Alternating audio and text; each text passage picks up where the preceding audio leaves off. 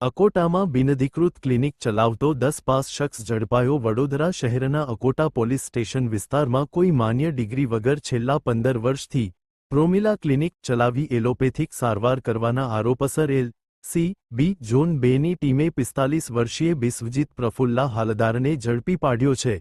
પોલીસને બાતમી મળતા અકોટા ગામ ગાર્ડનની સામે આવેલી ક્લિનિકમાં તપાસ હાથ ધરવામાં આવી હતી.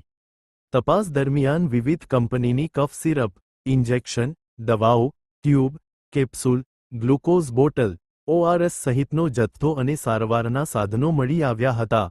ઉપરાંત રોકડ રૂ. 65,000 અને મોબાઈલ ફોન પણ કબજે કરવામાં આવ્યો હતો. પોલીસે કુલ રૂ.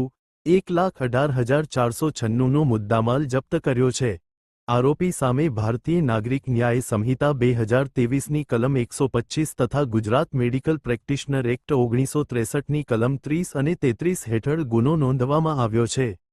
પોલીસે વધુ કાયદેસરની કાર્યવાહી હાથ ધરી છે.